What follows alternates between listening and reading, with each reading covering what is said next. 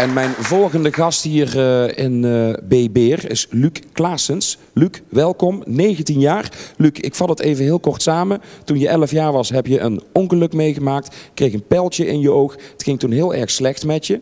Zo slecht zelfs dat er zware psychische problemen waren. En opeens kwamen daar die gedichten. Je bent nu Venlo's jongste dichter. Hoeveel bundels heb je al verkocht?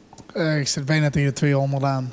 200 dichtbundels van Anders is Anders. En het gaat om dit boekje.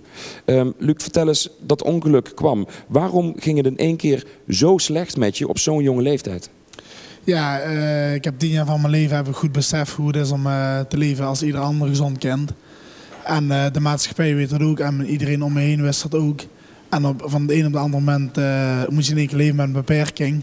En je gaat puberen in die tijd en dat is gewoon heel zwaar. En ja, de wereld keert zich tegen de vrienden waren er niet meer om mee te spelen. Er was niemand meer?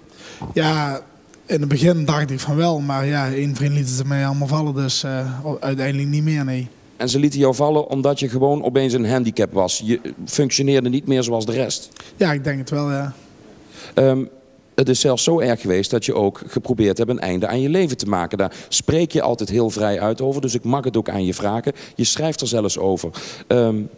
Achteraf gezien, maar goed dat het mislukt is, Luc.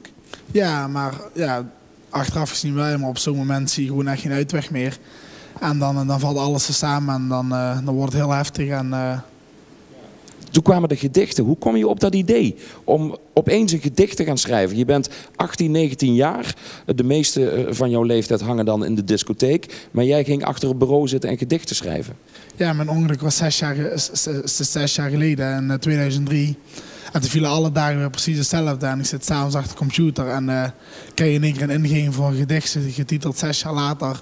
Waarin ik eigenlijk beschreef wat ik eigenlijk de afgelopen jaren had meegemaakt.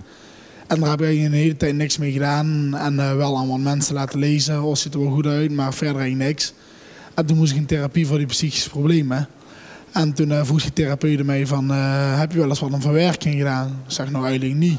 Ja, ik heb wel dit een keer geschreven, maar lees maar, dat stelt niet veel voor. Maar hij was eigenlijk er heel ontroerd over eigenlijk. En die heeft dat aan toen hij moest spreken voor een groep mensen, heeft hij dat voorgedragen. En er kwamen eigenlijk hele positieve reacties op. Maar daar heb ik eigenlijk 1 jaar tot 2 jaar weer niks mee gedaan met dat schrijven. En vanaf die tijd bleven de gedachten binnenstromen om een gedicht te schrijven. Ja, uiteindelijk kwam er zelfs een bundel met een officiële presentatie. Nog niet zo lang geleden, een paar weken geleden, hier om de hoek bij Sir Harold Art. Hoe was dat voor jou? Want in één keer kwam je uit een hele moeilijke periode. En dan sta je daar op een podium met allemaal mensen die voor jou komen. Dat moet fantastisch zijn geweest. Ja, dat is wel een heerlijk gevoel. Ja. In één keer, ik merk nu ook gewoon nu in mijn dagelijkse omgang weer dat ik weer een stuk positiever in het leven sta. En ja, het was een schitterende avond. Er waren 80 tot 100 mensen. RTL 4 kwam filmen, s'avonds nog op tv. En ja, dat was super. Ongelooflijk. En hoe gaat het met de verkoop? 200 verkocht. Waar is het te verkrijgen? Ik laat hem gewoon nog een keer zien. Ja, er zijn een paar boekwinkels die al gereageerd hebben waar die inmiddels te koop is.